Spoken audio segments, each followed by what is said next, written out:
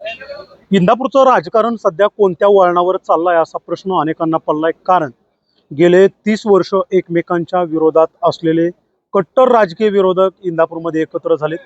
माजी मंत्री हर्षवर्धन पाटील हे नेहमीच अजित पवारांच्या विरोधात गरळ ओकताना बघितले, अजित पवार हर्षवर्धन पाटलांच्या विरोधात गरळ ओकताना बघितले.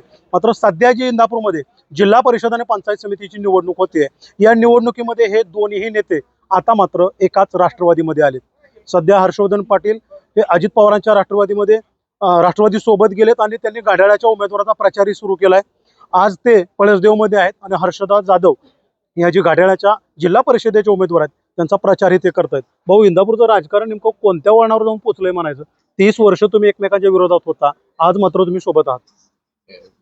मला असं वाटतं पहिल्यांदा ही भूमिका तुम्ही समजून घ्या. इंदापूर तालुक्याचं राजकारण विकासाच्या वळणावर वळलेलं आहे. संघर्षाच्या वळणावरून इंदापूर तालुक्याचं राजकारण हे विकासाच्या वळणावर आलेलं आहे. त्याचं कारण असं आहे की राजकारणामध्ये संघर्ष हा आजपर्यंत झाला, पण त्याचा त्रास, त्या संघर्षाचा त्रास हा खाली सामान्य कार्यकर्त्याला होतो. आणि आमचे नेते आदरणीय पवार साहेब हे तर ज्येष्ठ नेते आहेत आणि ते आमच्या पक्षाचे अध्यक्ष आहेत. त्यांनी निर्णय घेतला की आपल्याला जिल्हा परिषदला एकत्र लढवायचंय आणि एका चिन्हावर लढायचंय. त्यांना उपमुख्यमंत्री आणि अजितदादा, राष्ट्रवादी काँग्रेस पक्षाचे अध्यक्ष अजितदादा आहेत, त्या दोघांनी मिळून निर्णय घेतला की आपल्याला निवडणूक एकत्र लढवायची. आणि ते निर्णय झाल्यानंतर पवार साहेबांनी, सुप्रियाताईंनी आम्हाला बोलून घेऊन सांगितलं की एकत्र लढायचं आपल्याला आणि घड्याळ चिन्हावर लढायचंय. पक्षाचा आदेश आला, शेवटी पक्षाचे प्रमुख ते आहेत. त्याचप्रमाणे अजितदादांनी कृषी मंत्री भरणे मामांना बोलवून घेतलं आणि त्यांना सांगितलं की एकत्र लढायचंय, हा पक्षाचा आदेश आहे. त्यामुळे भरणे मामांनी पक्षाचा आदेश मान्य केला. मलाही पक्षाचा आदेश मान्य करणं भागच आहे, कारण शेवटी ते पक्षाचे नेते आहेत, अध्यक्ष आहेत. आणि मग तिथून हा निर्णय एकत्र यायचा झाला. आता मला असं वाटतं की ह्याच्या पाठीमागे जो संघर्ष झाला तर त्यांची भूमिका वेगळी होती, आमची भूमिका वेगळी होती.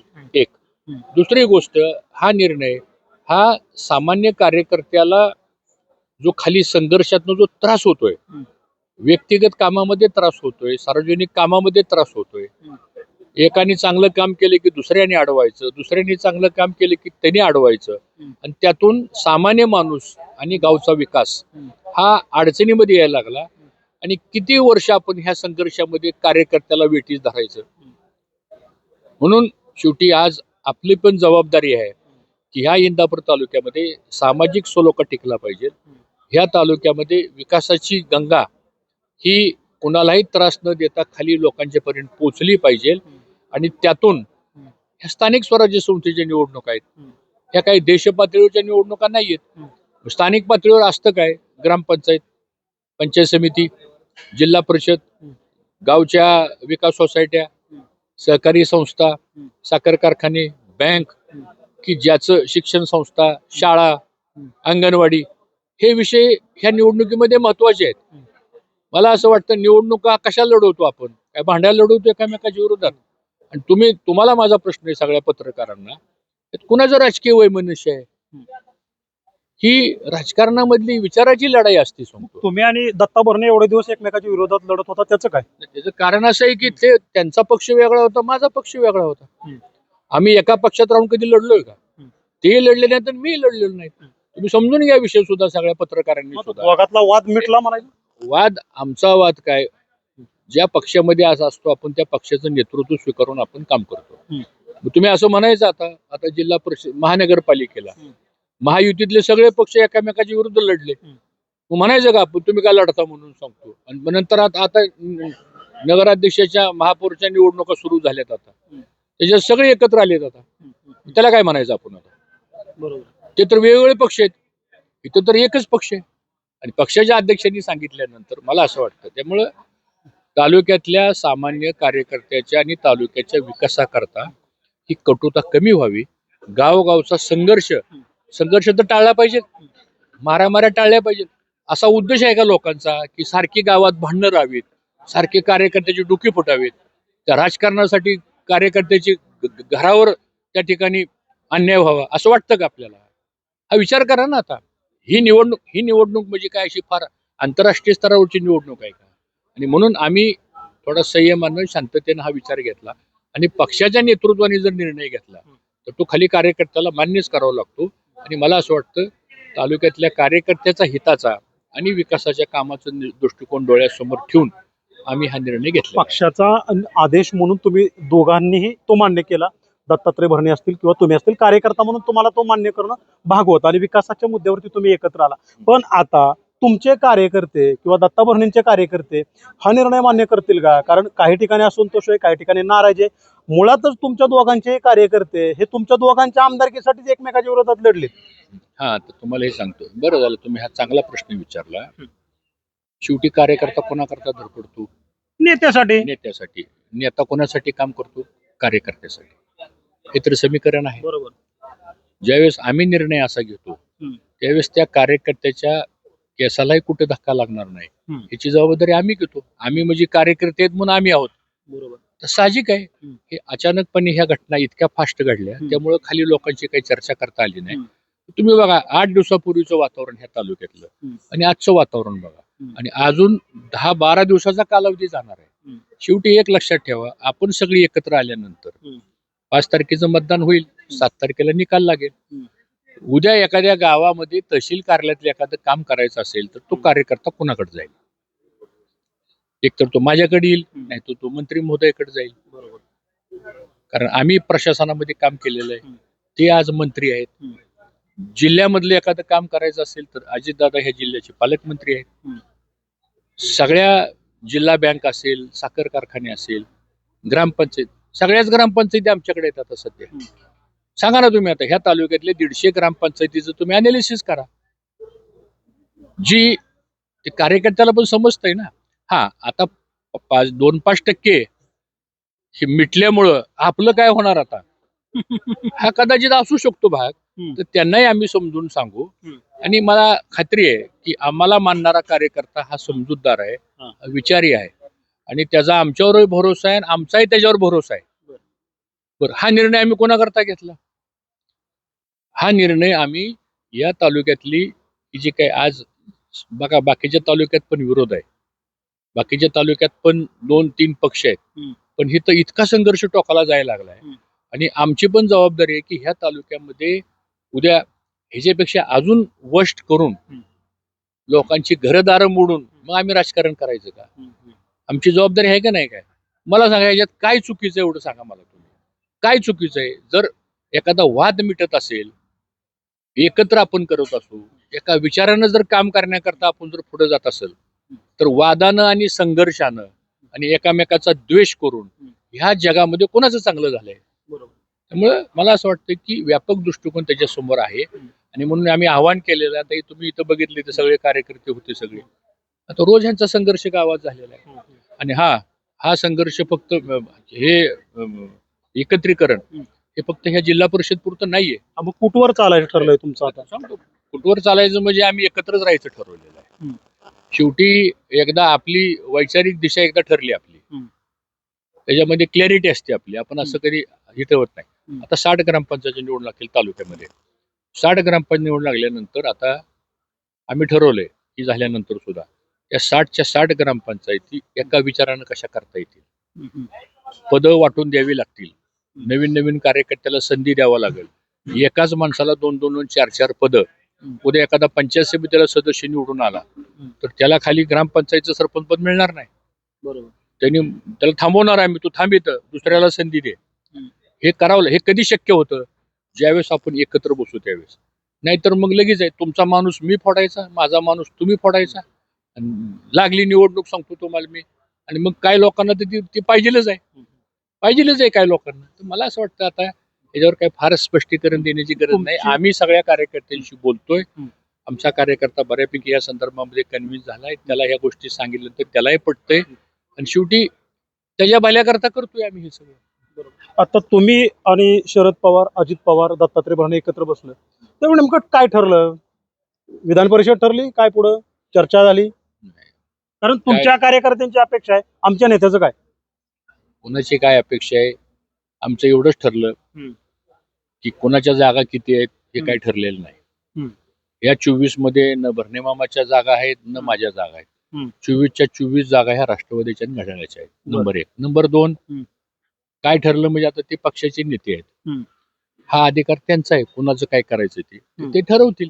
आम्ही काय कुठल्या गोष्टीची त्या संदर्भामधली चर्चा केलेली नाही. बरं. आता एकत्र निवडणुकीला सामोरं जायचे, कारण सुप्रीम कोर्टाचा आदेश आला हम्म. आणि 2 दिवसातच प्रोग्राम जाहीर झाला. हम्म. त्यामुळं एकत्र राहायचं. तर एकत्र राहिल्यानंतर पक्षश्रेष्ठी या संदर्भातली दखल घेऊन, नोंद घेऊन योग्य तो निर्णय घेतील. आता तुमची लढाई सध्या या ठिकाणी भाजप बरोबर होते. राष्ट्रवादी विरुद्ध भाजप असा थेट सामना या ठिकाणी पाहायला मिळणार आहे. नगर परिषदेमध्ये तुम्ही आणि गारटकर एकत्र होता, आता मात्र विरोधात आहात. कसं एकंदरीत समीकरण असेल? समीकरण काय, नगरपालिकेला आमच्या पक्षाच्या नेत्यांनी आम्हाला स्थानिक आघाडी करायला परवानगी दिली. बरं. आणि त्यांच्या पक्षाच्या नेत्यांनी त्यांना स्थानिक आघाडी करायला परवानगी दिली. हम्म. त्यामुळं कुठलं चिन्ह नव्हतं म्हणून शहरापुरतं आम्ही एकत्र आलो. बरं. आताही त्यांनी पण प्रयत्न केला की बाबा आघाडी करायला आम्हाला परवानगी द्या. आम्ही नेत्यांना विचारलं तर ते म्हणले नाही, आता आपल्याला एकत्र लढवायचंय आणि हे आपले एकच पक्ष होता आपला. काही कारणानं आपला पक्ष 2 झाला, विभागला गेला. आता काळाची गरज आहे की दोन्ही पक्ष एकत्र करायचे. मग आता जर दोन्ही पक्ष एकत्र करायचा निर्णय, कारण मी पवार साहेबांच्या पक्षाच्या तिकिटावरती 24ची निवडणूक लढवली. बरोबर. मी अपक्ष नाहीये. बरोबर. किंवा त्या पक्षाचा मालक नाही. बरोबर. मी त्या पक्षाचा एक उमेदवार होतो. आणि मग मी आज त्या पक्षामध्ये असताना पक्षाचा नेता जो निर्णय घेईल तो निर्णय मला मान्यच करावा लागेल. आणि राहिला प्रश्न आता कोण कोणाविरुद्ध लढतंय, ही 5 तारखेपर्यंतचा विषय आहे. वर तर महायुतीचं सरकार आहे. महाराष्ट्रामध्ये महायुतीचं सरकार आहे ना. बरोबर.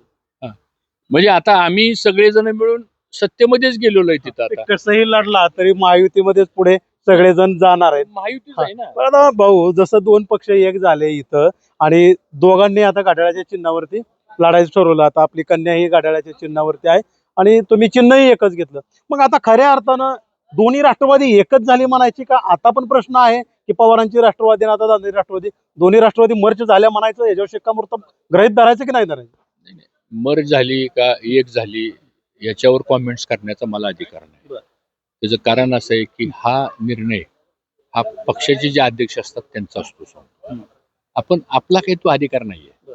आमचा एकच अधिकार आणि आमचा एकच लिमिटेड रोल आहे की अध्यक्षांनी पक्षाच्या प्रमुखांनी सांगितलं तो आपण तो निर्णय पाळ. आणि सगळ्याच पक्षामध्ये ती पद्धत असते. काय फक्त ह्याच पक्षात नाही, पक्षीय राजकारणामध्ये प्रमुखांनी निर्णय गेला की तो खाली पाळावाच लागतो. तसा आम्ही हा निर्णय पाळला. आता उद्याचं काय करायचंय, काय होईल काय नाही ते त्यांना माहिती, दोन्ही नेते ठरवतील. शेवटचा प्रश्न, दावा केला जातोय या ठिकाणच्या सर्व जागा पंचायतीच्या असो झेडपीच्या असो आम्ही जिंकू, भाजप नेत्यांकडून दावा केला जातोय, काय उत्तर असेल? ठीक आहे. निवडणुकीमध्ये प्रत्येक उमेदवारच म्हणतो मी जिंकणार आहे म्हणून. प्रत्येक निवडणुकीमध्ये सगळेच पक्ष म्हणतात आम्ही जिंकणार आहे म्हणून. पण ग्राउंड लेवलला जर परिस्थिती बघितली आपण आणि सगळं स्ट्रक्चर जर आपण बघितलं तर मला असं वाटतं राष्ट्रवादी काँग्रेस पक्षाला बहुमतानं ह्या तालुक्यातली जनता साथ देईल.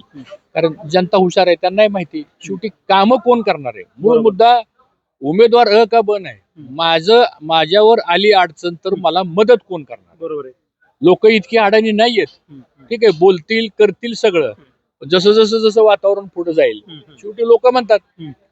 हर घटकेला लोकांना ग्रामसेवकाकडे जायचे, तलाट्याकडे जायचे, पोलीस स्टेशनला जायचे, तहसील कार्यालयात जायचे. एखादा आता उन्हाळा लागला, ट्रान्सफॉर्मर जळाला, अनेक काम आहेत. कोण रोज शेवटी ह्या निवडणुका किंवा ह्या सगळ्याची जी पद आहे ती कामासाठी आहेत. ठीक आहे, त्याला निवडून आल्यावर एखाद्या माणसाला मान सन्मान मिळतो इथपर्यंत ठीक आहे. बरोबर. पण मला असं वाटतं की लोक हुशार आहेत, विचारी आहेत आणि पुढे 4 वर्ष जायचे अजून.